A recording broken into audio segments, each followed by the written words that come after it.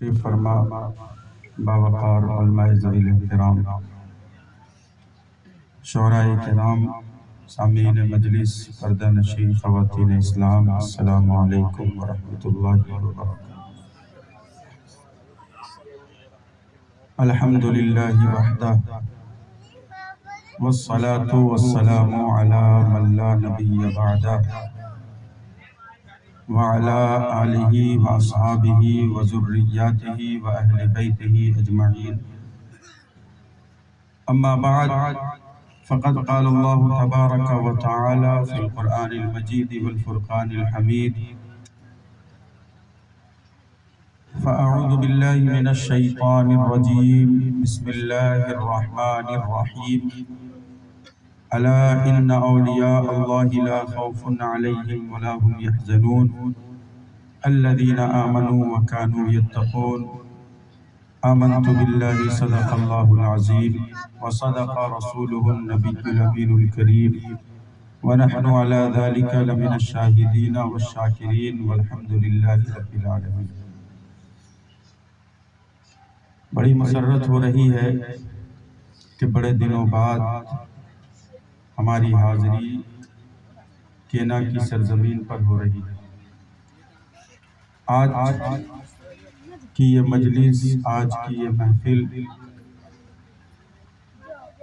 بڑی عقیدت اور محبت کے ساتھ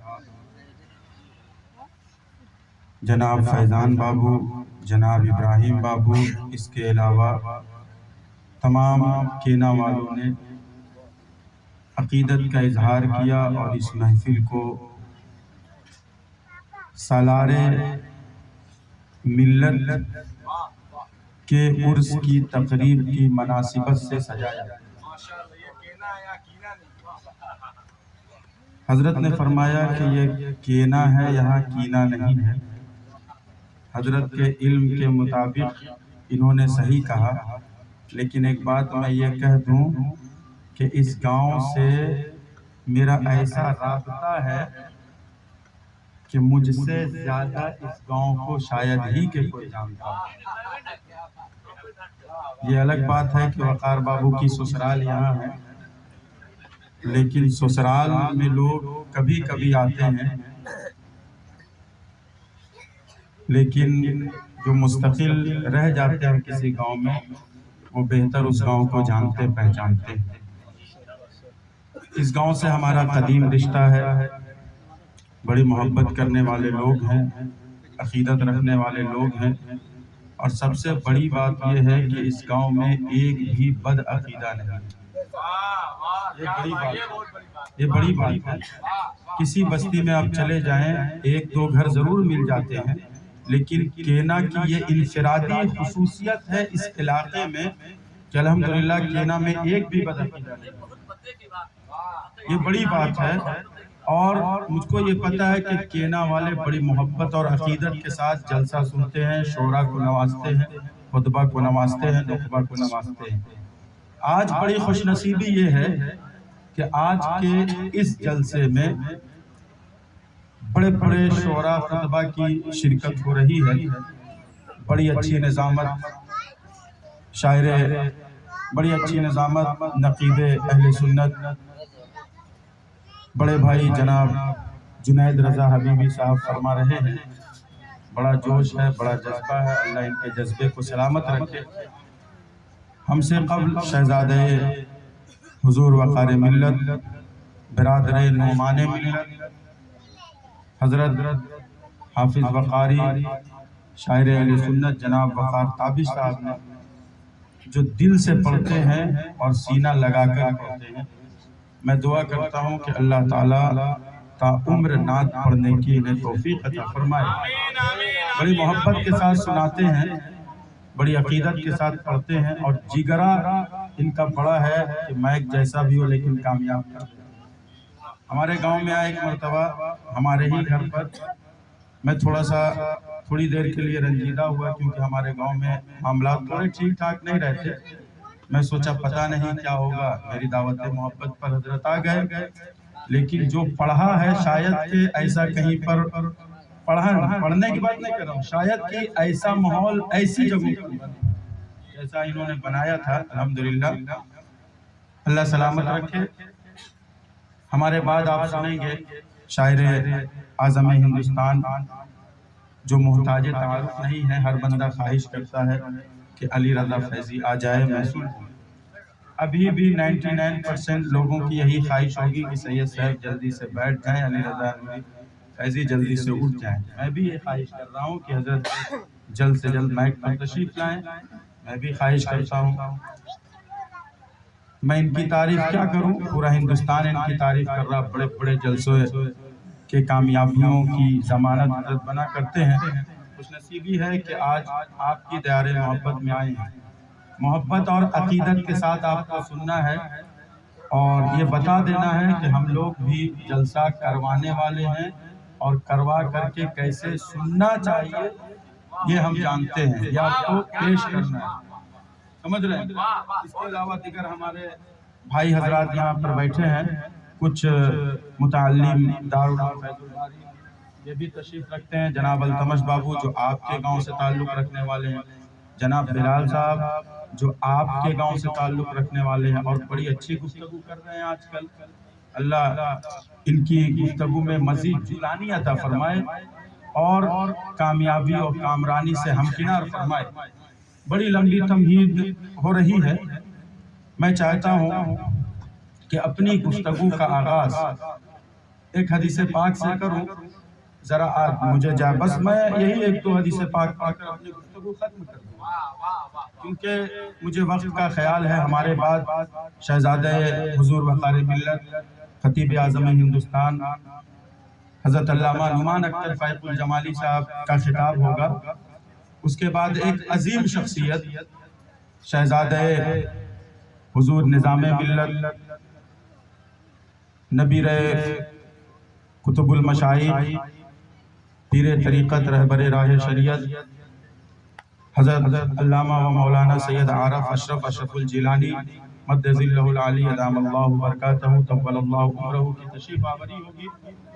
حضرت کی چوچا مقدسہ جو ایک عظیم بارگاہ ہے وہاں سے چل کر آئے ہیں، ان کی بھی آمد ہونی ہے، اس لیے آپ عقیدت اور محبت کے ساتھ بیٹھیے۔ ذرا میں آپ کا جائزہ لے لوں، محبت کے ساتھ میری گفتگو تھوڑی دیر آپ سماعت فرمائیں۔ نبی پاک صلی اللہ علیہ وسلم نے ارشاد فرمایا، من صلی علیہ میتن، مختار بھائی توجہ چاہتا ہوں، من صلی علیہ میتن فرمایا جو مجھ پر 100 مرتبہ درود پاک پڑھتا ہے، کتنا مرتبہ؟ فرمایا کتب اللہ بین عینیہ، فرمایا جو مجھ پر 100 مرتبہ درود پاک پڑھتا ہے اللہ رب العزت اس کے دونوں آنکھوں کے درمیان یعنی ماتھے پر لکھ دیتا ہے، کیا لکھتا ہے؟ براءۃ من النار و براءۃ من النفاق، یہ بندہ جہنم سے بھی آزاد ہے، منافقت سے بھی آزاد ہے۔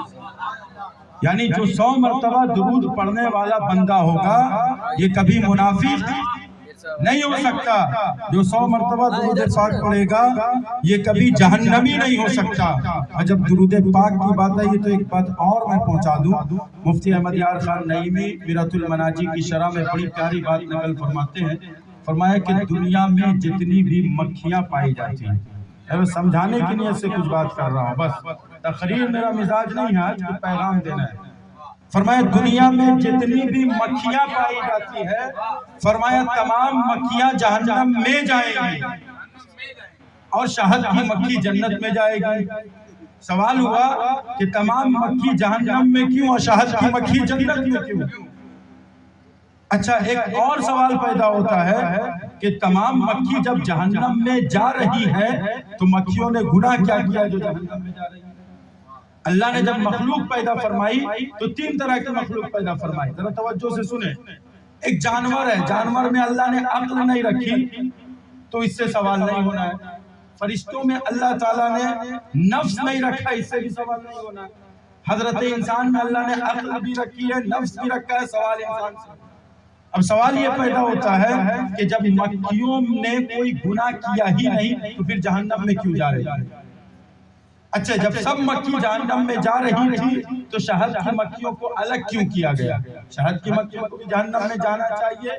تو جواب دیتے علماء فرماتے ہیں کہ تمام مکھیاں جو جہنم میں جا رہی ہیں یہ سزا پانے کے لیے نہیں جا رہی ہیں بلکہ سزا دینے کے لیے جا رہی ہیں۔ جہنمی کو عذاب ہو رہا ہوگا، عذاب میں مزید شدت پیدا ہو جائے، اس لیے تمام مکھیوں کو جہنم میں ڈالا جا رہا ہے، لیکن شہد کی مکھیوں کو جہنم میں اس لیے نہیں ڈالا جا رہا ہے کیونکہ شہد کی مکھی مصطفیٰ کریم پر درود پڑتی ہے۔ تو پتہ چلا کہ جو مکھی نبی پر درود پڑتی ہے رب کو یہ گوارا نہیں ہے کہ اسے جہنم میں ڈال دیا جائے۔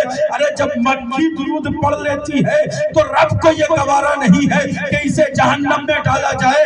جب غلام مصطفیٰ درود پڑھے گا تو پھر یہ جہنمی کیسے ہوگا؟ ذرا محبت اور عقیدت کے ساتھ درود پاک پڑھیں۔ اللہم صلی علی سیدنا و مولانا محمد معدن الجود والکرم وآلہ وبارک وسلم صلاة و سلام علیک یا رسول اللہ صلی اللہ تعالی علیہ وسلم۔ یہ بات درود پاک کی ہوئی۔ اب ایک پیغام اور لے لیجئے حدیث پاک کی روشنی میں، بس میری گفتگو ختم۔ میں مزید لفاظی نہیں کرنا چاہ رہا ہوں، آج کل میں بہت کچھ سیکھ چکا ہوں مقالبہ، لیکن میں یہاں خیال کر رہا ہوں، بس بہت لمبی تمہید نہیں اور زیادہ ادھر ادھر کی بات نہیں کیونکہ وقت ہمارے پاس زیادہ نہیں ہے، ورنہ مجھ کو پتا ہے کہ شروع میں کیا کرنا اور بیچ میں کیا کرنا۔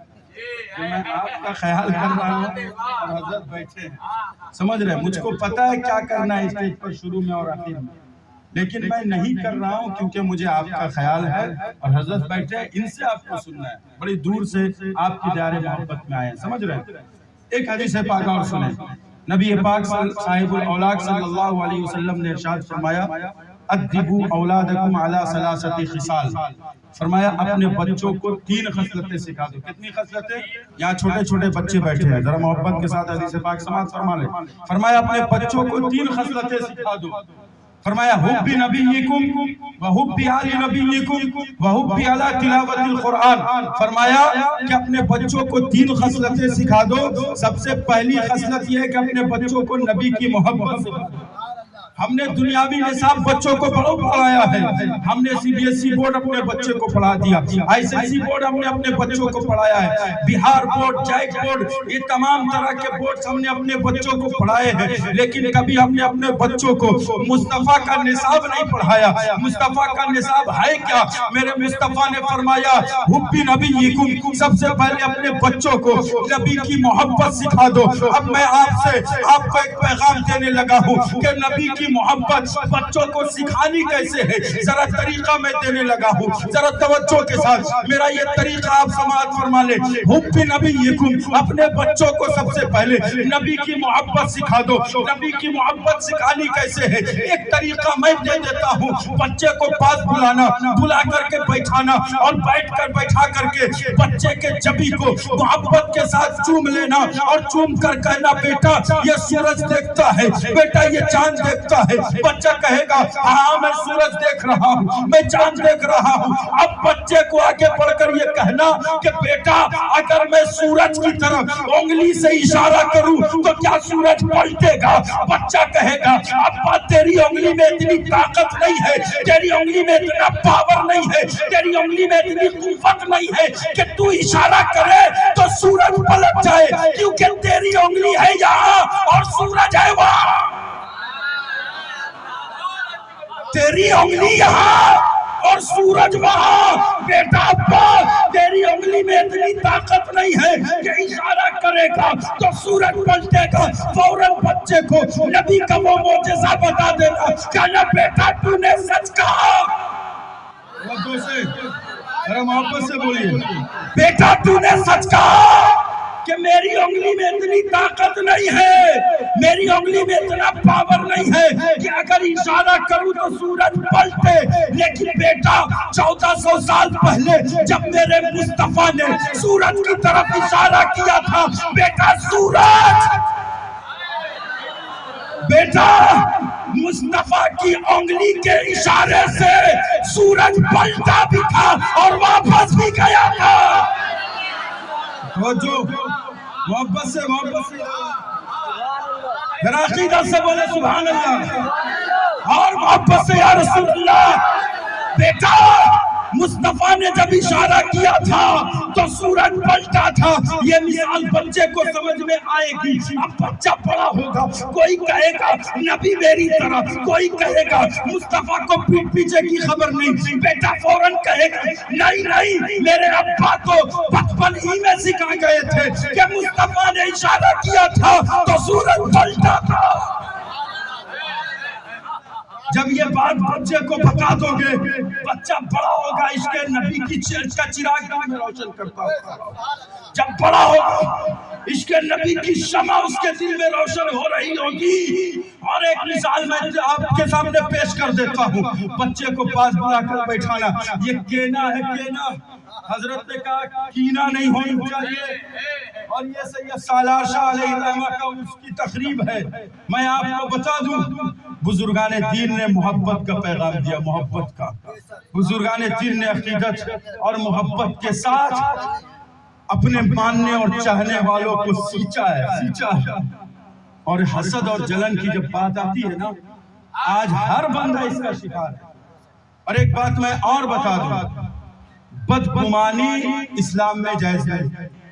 وقار بھائی توجہ چاہتا ہے, بدگمانی اسلام میں جائز نہیں ہے. بدگمانی سمجھتے ہیں کسی معاملات کی تحقیق نہ ہونے پر کسی کے اوپر غلط الزام لگانا یا غلط سوچنا, یہ بدگمانی, اور یہ جائز نہیں ہے.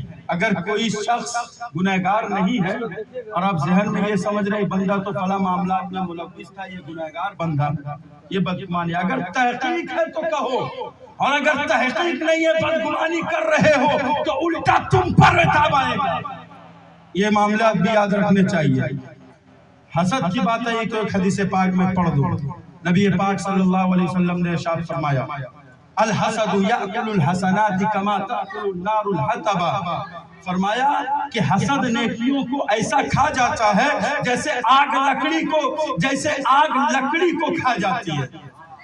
یہ حسد کرنے والوں کا نتیجہ. یہ پیغام ہے, پیغام ہمارے بزرگان دین نے محبت کا پیغام عام کیا ہے. اسی لیے محبت کا پیغام عام کیجئے. بغض, نفرت, کینہ, حسد, جلن, ان چیزوں کو ختم کیجئے اور محبت کے ساتھ محفلیں سجائیے. اور ایک بات میں کہہ دوں, یہ سید سالار شاہ علیہ الرحمہ کا اور یہ مزار مقدس کینا میں ہے. کہاں ہے؟ کینا میں ہے, کینا کے باہر نہیں ہے. سمجھ رہے, کینا میں ہے. جب کینا میں یہ مزار مقدس ہے تو ہم تمام کینا والوں کی ذمہ داری بنتی ہے کہ اگر عرس سالار ملت سجایا گیا ہے تو اس عرس کی تقریب میں ہر کوئی حصہ لے اور محبت کے ساتھ محفل میں بیٹھے. یہ سب کی ذمہ داری ہے, یہ سب کی ذمہ داری. جس طرح سید محمود شاہ علیہ الرحمہ ہمارے بزرگ ہیں, اسی طرح سید سالار شاہ علیہ الرحمہ ہمارے بزرگ ہیں.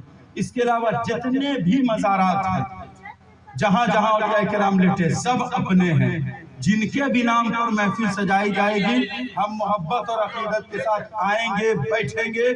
اور ایک بات یاد رکھیں, آپ مل کر محبت کے ساتھ محفل کو سجائیے, عقیدت کے ساتھ محفل کو سجائیے. اب میں ایک وہ جو حدیث پاک پڑھ رہا تھا اس کو ذرا مکمل کر لوں. نبی پاک نے فرمایا اپنے بچوں کو 3 خصلتیں سکھائیے. حب نبی کو. میں نے ایک اور مثال دینے لگا ہوں. پیڑ آپ دیکھ رہے ہیں, پیڑ, کیا پیڑ میں جان نہیں ہوتی ہے, پیڑ سن نہیں سکتا, پیڑ دیکھ نہیں سکتا. اب بچے کو بلائیے اور بیٹھائیے اور بیٹھا کر کہیے بیٹا پیڑ دیکھتا. بچہ کہے گا ہاں پیڑ دیکھ رہا ہوں. اب بچے کو کہیے کہ اگر میں پیڑ کو اپنے پاس بلاؤں تو کیا پیڑ آئے گا؟ بچہ کہے گا ابا آنے کے لیے پیڑ کا دیکھنا ضروری یا سننا ضروری یا چلنا ضروری. اگر سنے گا نہیں تو آئے گا کیسے؟ چلنے کی صلاحیت نہیں ہے تو پاس چل کر کیسے آئے گا؟ اشارہ سمجھنے کی صلاحیت نہیں ہے تو آئے گا کیسے؟ بچے کو فوراً نبی کا وہ معجزہ بتا دینا, کہنا بیٹا ہمارے بلانے سے پیڑ نہیں آتا, لیکن جب مصطفیٰ نے 1400 سال پہلے بلایا تھا تو پیڑ چل کر آیا تھا. یہ بات بچے کو بتائیے گا, بچہ کبھی بدعقیدہ نہیں ہوگا. اور ایک بات میں بتا دوں, یہ پیڑ کیا ہے, یہ چاند سورج کیا ہے, پوری کائنات مصطفیٰ کے ذریعے بنی. ہر چیز مصطفیٰ کے صدقے بنی، یہ ہمارا نظریہ اور عقیدہ ہے۔ تمام چیزیں ہمیں ملی ہیں مصطفیٰ کے صدقے ملی ہے۔ ایک مرتبہ حضرت جابر رضی اللہ تعالیٰ عنہ نبی کی بارگاہ میں آئے اور آ کر پوچھا، یا رسول اللہ مجھے بتا دیجئے کہ اللہ نے سب سے پہلے کس چیز کی تخلیق فرمائی؟ جب حضرت جابر آئے نا مصطفیٰ سے سوال کیا تو مصطفیٰ نے یہ نہیں کہا مجھ کو نہیں پتا، میرے مصطفیٰ نے جواب دیتے ہوئے ارشاد فرمایا، یا جابر ان اللہ تعالی قد خلق قبل الاشیاء نور نبیک من نورہ، اے جابر اللہ تعالیٰ نے سب سے پہلے تیرے نبی کے نور کو اپنے نور سے پیدا فرمایا، اور فرمایا فجعل ذلك النور يدور بالقدرة حيث شاء اللہ تعالی، فرمایا وہ نور قدرت الہی سے جہاں چاہا دورہ کرتا رہا، جہاں چاہا دورہ کرتا رہا۔ آگے فرمایا ولم يكن في ذلك الوقت لوح ولا قلم ولا جنت ولا نار ولا ملک ولا سماء ولا ارض ولا جن ولا انس، فرمایا کہ جب میرے نور کو پیدا کر دیا گیا اس وقت کسی چیز کی تخلیق نہ ہوئی، یہاں تک کہ نہ جنت بنی نہ دوزخ بنا، نہ عرش نہ فرش نہ زمین نہ آسمان، الغرض کے کسی چیز کا وجود نہیں۔ میں آگے بڑھ کر اگر یہ کہوں کہ آدم بھی نہیں تھے، شیش بھی نہیں تھے، زکریا بھی نہیں تھے، یحییٰ بھی نہیں تھے، اگر آگے بڑھ کر یہ کہوں کہ ابراہیم کو خلت ملی ہے تو یہ بھی میرے نبی کے نور کا صدقہ ہے، اگر یوسف کو جمال ملا ہے یہ بھی میرے نبی کے نور کا صدقہ ہے، اگر موسیٰ کو جلال ملا یہ بھی میرے نبی کے نور کا صدقہ، اور آگے بڑھ کر ذرا یہ کہہ دوں کہ ابو بکر صدیق کی صداقت یہ نبی کے نور کا صدقہ، عمر فاروق کی عدالت یہ نبی کے نور کا صدقہ، مولا علی کی شجاعت نبی کے نور کا صدقہ، امام اعظم کی فقاہت نبی کے نور کا صدقہ، اور اگر آگے بڑھ کر یہ کہوں کہ غوث اعظم کی غوثیت یہ بھی میرے نبی کے نور کا صدقہ، اور معین الدین کی کرم نوازی یہ بھی میرے نبی کے نور کا صدقہ، اور آگے بڑھ کر اگر یہ کہوں کہ میرے امام کی مجددیت یہ بھی میرے نبی کے نور کا صدقہ، جب کرم غلاموں پر ہوتا ہے تو غلام پکار اٹھتا ہے کہ وہ جو نہ تھے تو کچھ نہ تھا، وہ جو نہ ہو تو کچھ نہ ہو، جان ہے وہ جہان کی جان ہے۔